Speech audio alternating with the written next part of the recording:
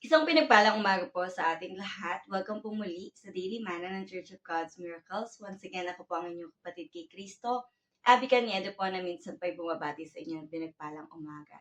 So welcome po muli at sama-sama tayong muli sa pakikinig at pagkain, pagdigest ng salita ng Diyos ngayong umaga. At dalangin ko po ay nasa maayos po kayong kalagayan. At bago po ako magpatuloy, hayaan niyo po munang dalhin ko po kayo sa panalangin. Thank you, Lord. Tune in po tayo. Hallelujah. Hallelujah. Aming Diyos, nagpapasalamat po kami sa araw na ito na pinagkaloob niyo po sa amin. Salamat sa hininga. Salamat sa pagpapatuloy ng buhay. Salamat, Lord, wala kami sa banig ng karamdaman. At kung naroon man, Lord, naroroon yung katiyakang ikaw ang aming tagapagpagaling, Panginoon. Ama, salamat po na sa araw na ito, malalamnan muli ang aming spiritual na aspeto at dalangin ko patuloy kaming lumago spiritually at salamat Lord Jesus Christ na sa pangunguna, sa pagtuturo ng banal na spirito, lahat po kami ay lalago, lahat kami Panginoon ay makakakitaan ng pag-unlad sa spiritual na aspeto. At dalangin ko Lord Jesus Christ, akong abang iyong lingkod ay punuin mo, i-empty niyo po ako so that you can fill me more and more. Mapakinabangan mo lubos ang aking buhay. At salamat Lord Jesus Christ na as I speak your words, Lord, ikaw po thoroughly makakapangusap sa puso ng bawat isang makakapakinig. Ako po ay iyong channel lamang, wala po akong kayang gawin apart from you, kaya nais ko po Panginoon, itago niyo po akong lubos sa iyong kapangyarihan upang hindi po kahinaan ko ang makita, hindi rin po yung lakas ko ang makita, tanging yung kapangyarihan lamang ni Jesucristo na nauuna sa akin. Salamat po Ama, maluwalhati ka po sa aming oras na pagsasalusaluhan. Sa iyo po pinakamataas na papuri at pagsamba sa pangalan ni Jesus. Amen and amen. Once again po, good morning po sa inyong lahat. So, ang tema po natin ay, for the whole year, ang tema po natin ay Trust and Thrive. And particularly for this month of July, ang pinag-usapan po natin ay Trust and Thrive na hinango po sa tekstong in English, Psalms 92 verse 12. The Righteous Amplified version po ito. The righteous will flourish like the date palm, long-lived, upright, and useful. They will grow like a cedar in Lebanon, majestic and stable. Grabe po ito. Majestic and stable, long-lived, upright, and useful. Ganun po yung mga definition na ginagamit. At alam ko po na tayo pong lahat, gusto po natin na we are manifesting those characteristics that has been mentioned here in this verse, Psalms 92 verse 12. Pero ano nga ba yung thriving? Paano nga ba yung masarap or kapaki-pakinabang na thriving? Alam niyo po, kaya po ang minention dito ay trust and thrive because you cannot thrive unless you trust, you entrust fully your life unto the Lord, the Creator of the mankind. Alam niyo po, kung sino yung manlilikha, siya din yung nakakaalam dun sa bawat parte ng kanyang nilikha. Malinaw po yun. At alam ko po na lahat po tayo, kilala po natin ang ating manlilikha, walang iba kundi ang ating Panginoon. At naniniwala po ako na talagang there is that great acknowledgement na gustong-gusto po natin na tayo po ay nagpapagamit or napapakinabangan mismo nung naglikha po sa atin. Amen po ba? Gusto niyo po ba yun maganap sa inyo? So, siyempre po, yung manlilikha, ang gusto niya po talaga ay nagagamit na napaprosper yung pinaka-use and yung purpose niya po. And hindi lang na ma-maximize yung purpose, thriving din. So, ibig sabihin po, tayo pong lahat ay dinestined ng ating Panginoon para umunlad, sumagana. Hindi po tayo mananatiling payak. Kasi po, that is the promise of the Lord when He declares Jeremiah 29:11, the plans are this is the plans of the Lord He declares the plans to prosper you, not to harm you, plans to give you hope and a future. So napakaganda po ng plano ng ating Panginoon sa atin. Pero paano nga po ba natin makakamtan yung kagandahan or karangyaan or yung kasaganaan na gusto ng Panginoon na makamtan po natin? Sa umaga pong ito, bibigyan ko lamang po kayo ng 3 puntos at dalangin ko po Magrema po ito sa inyong mga puso, mabulay-bulay niyo po at mahakbangan kung ano ba, yung paano ba yung tamang pagtitiwala sa ating Panginoon so that we can all experience that thriving that He has for us. Are you ready? Ready na po ba kayo? So, number 1 po, syempre po, unang-una sa lahat, we have to trust God. Kanino mo dapat ipagkatiwala ang buhay mo? Syempre po, as I have mentioned, ipagkakatiwala mo to sa naglikha sa iyo. Tayo pong lahat ay nilalang ng perfect creator. In the beginning, sa creation po, hinulmahan, particularly ang masterpiece tayong mga human tao. Tayo lang po yung ginamitan ng kamay. All of the creatures are made through words. Pero sa atin po, tayo po ay hinulma ng kanyang mga kamay. At hindi lang yun, may signature pa, hiningahan pa po tayo. Kaya po tayo talaga ay according to His image. Kaya po, ang sabi dito, ang una po nating dapat pong pagtiwalaan ay ang ating Panginoon. Trust God. At alam ko po, palasak na po itong verse na to sa Proverbs 3 verses 5 to 6. Trust in the Lord with all your heart and lean not in your own understanding. In all your ways, acknowledge Him and He will make your paths straight. At alam niyo po, kahit na sobrang palasak na ito, kapag ito'y binulay-bulay mo sa iyong puso, wala kang ibang pagtitiwalaan. Huwag kang mananangan sa puso mo, huwag kang mananangan sa iyong kaalaman. At alam niyo po, sabi po sa Psalms 118, susog ko lang po, verse 8, it is better to take refuge in the Lord than to trust in man. Kung kanina ang sabi magtiwala ka ng buong puso mo at huwag ka manangan sa iyong karunungan, huwag sa sarili mo, huwag din daw po sa tao. And definitely, huwag din sa mga resources na in-offer ng mundo. Yung career mo, yung position mo, yung possession mo. Kapatid, kasi may hangganan yan. So, at yung mga tao po, may hangganan din yan. May limitasyon din po yan. At tayo din mismo, may hangganan yung ating kalusugan, yung ating mental capacity, yung capability po natin. Meron po tayong hangganan. Kaya po dapat ang buong buhay po natin, buong buhay, buong puso, ipinagkakatiwala po natin sa ating Panginoon, sa ating manlilikha. Dahil alam niya po yung pinakamainam sa atin. And if we have given our full trust in the Lord, in our God, therefore, kapatid, nandun ka, makaka-align ka, makakarating ka dun sa thriving na gusto mong maganap. Amen po. And second point, if we trust God, we will trust His process. You trust God and you trust the process. Second point is trusting His process. Philippians 1:6 NIV version po, sabi po dito, being confident of this, that He who began a good work in you will carry it on to completion until the day of Christ Jesus. Completion. Meron pong mga, posible po, may mga proseso tayong hindi natin nagugustuhan sa buhay natin.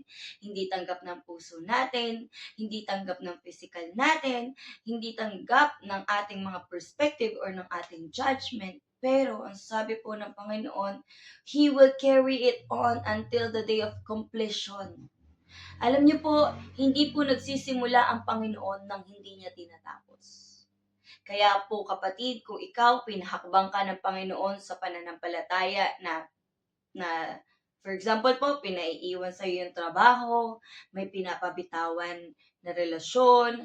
Alam niyo po, may mga pagsunod po sa Lord na sa wari ng tao, it's so absurd. Hindi ito malinaw, vague ito, at para bang hindi favorable talaga lagi sa atin.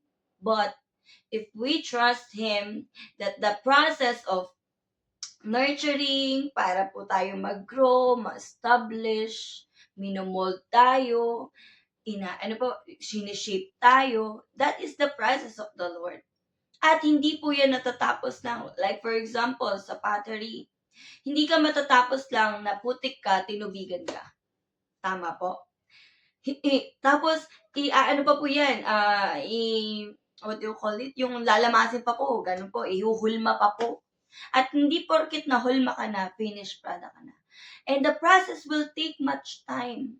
Talaga pong maaaring mahabang proseso ito.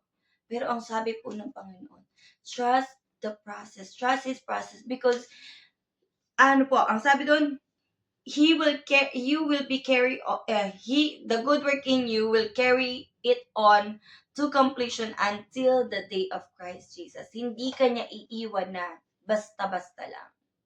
Kung ngayon ang sitwasyon mo ay pangit pa, trust Him. Hindi pa iyan ang final mo. Hindi pa iyan ng finished product mo or end game mo, kapatid. Kasi nasa proseso ka pa. Hinuhulma ka pa ng Panginoon. So, huwag kang magtampo, huwag kang magdamdam, huwag kang malungkot, huwag kang malugmok sa sitwasyon mo ngayon because it's not yet done. It's just a process. Nag-go through ka lamang po sa proseso ng Panginoon at inihahanda ka niya.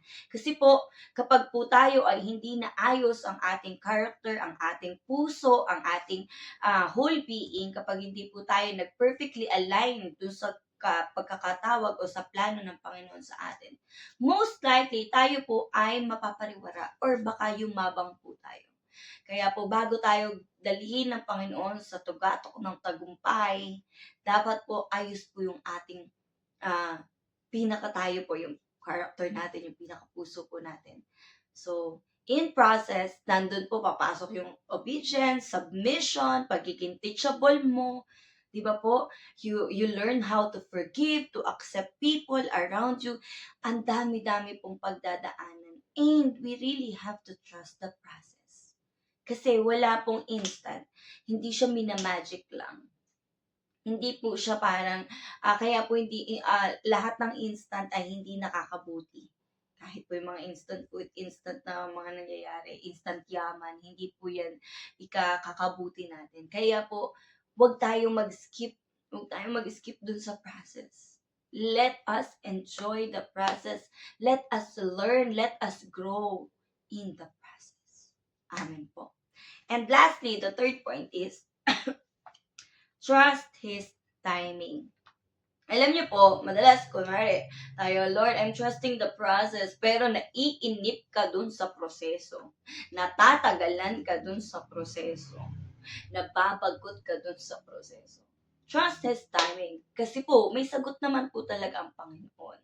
We just have to be under His timetable. Huwag po nating bigyan ng timeline ang ating Panginoon. Huwag po nating ibase sa pakiramdam natin, sa gusto natin mangyari sa buhay, yung timeline. Antayin po natin ang timeline or timetable ng ating Panginoon. Basahin po natin sa Habakkuk 2 verse 3, Amplified Version. For the vision is yet for the appointed future time. It hurries toward the goal of fulfillment. It will not fail. Even though it delays, wait patiently for it because it will certainly come. It will not delay. Magaganap ito, kapatid. Maaring sa perspective mo, parang delay na. Parang wala na sa timing. For example, yung provision ba ng Lord, parang gusto mo na sana magbayad kasi ang dami ng dues na parating. Hindi po nadidelay ang ating Panginoon sa bawat pagtugon. We just have to understand kailangan lang po pala magkaroon tayo ng heart check. Inaagad ba natin ang Panginoon? Yung gusto ba natin yung gusto nating maganap? Kasi po, pag nagtitiwala ka sa timeline ng Panginoon, hindi ka ma-hurry, hindi ka yung parang nararush. At hindi mo din pupukpukin ng Panginoon sa timing niya. Kasi, lagi nga pong tama ang timing ng Panginoon. It's never early, it's never late. It always strikes on time. Kaya kapatid, kung wala pang tugon, sabi doon, kung may wait patiently, kasi tutugon ang Panginoon. Gaganapin ng Panginoon lahat. Alam niya yung proseso. Definitely, may timeline din po ang Panginoon. At alam niyo po, habang tumatagal yung timing, baka po kasi namamali ng namamali, nagkakaroon ng error sa proseso. Heart check din po. Bakit paulit-ulit? Kasi nga, di ba po, kahit naman po sa makinarya or kaya sa company, sa manufacturing, kapag itong process na to is nagpo-produce ng maling output, uulit at uulit. So, technically, madedelay, magkakaroon po ng, meron po sa time, maaapektuhan po yung time. So, hindi po mali yung timing ng Lord. Baka kasi hindi tayo nakikipag-cooperate sa process dun sa pangalawang minention ko po. Kaya po kapatid, kung gusto mo na maranasan yung thriving, let us trust God, trust the process, and trust His timing. Huwag yung sayo. Laging yung sa Panginoon. Amen po. At first glance, parang ang dali-dali naman ang dinideclare mo, kapatid. Para bang napakadali ng mga pagsusunod, yung susundin natin, 3 lang yan. Pero kapatid, hanggat hindi po hulmado ang puso natin na talagang malinaw sa atin na nagtitiwala tayo sa Panginoon, malabo po nating pagtiwalaan yung process niya at yung timing niya. Kaya po, let us always have that intimate relationship. I-build talaga po natin yung intimate relationship natin sa Panginoon. By then, pag kilala mo na ang ating Panginoon, you will trust Him confidently. Talagang yung full trust ay maibibigay po natin sa Kanya. Hindi po natin siya pagdududahan. So, trusting God, pagtutuloy-tuloy po yan sa proseso, sa timing, it's very easy for us. And salamat po sa Lord dahil alam ko pong kapag po dinidesire natin to, gaganapin po to ng ating Panginoon. Kaya kapatid, kung gusto mong pagtiwalaan ng lubos ang Panginoon, ibigay mo ang buong buhay mo sa Kanya. And thriving will take place. Nasa dulo po yun. Kaya po, ngayon pa lang, simulan na po natin ang pagtitiwala natin sa Panginoon. At kung nagtitiwala ka na noon, mas paigtingin mo pa yung pagtitiwala mo sa ating Panginoon. Yun lamang po ngayong umaga. Salamat po at dalangin ko po ay napagpala po kayo. Salyuhan po natin ito sa panalangin. Thank you, Jesus. Thank you, Holy Spirit. Thank you, Father. Salamat po, Ama, sa araw na ito na napakinggan po namin yung mensahe mo. Tulungan niyo po kami, Panginoon, na bawat isang nakapakinig, mag-desire kami to really have that deeper relationship with you, more intimate relationship with you, Jesus Christ, so that, Lord, habang lumalalim yung pagkakilala namin sa iyo, mas tumatatag yung pagtitiwala at pananampalataya namin sa iyo. And eventually, Lord, we will enjoy the process. We will trust your timing, Panginoon. And by then, Lord, dadalhin mo kami doon sa thriving, doon sa pangarap, sa plano mo sa buhay ng bawat isa sa amin. Salamat po, Ama. Ingatan niyo po ang mensaheng aming na pag-usapan. Salyuhan niyo po ito ng banal na spirito at huwag pong manakaw ng kaaway. In Jesus' name, bagkus, Lord, magamit po sa tamang pagkakataon sa panahon na kinakailangan po namin. Ama, sa iyo pong pinakamataas na papurit pagsamba. Salamat po sa pangalan ni Jesus. Amen and amen. Once again po, good morning everyone. Shalom.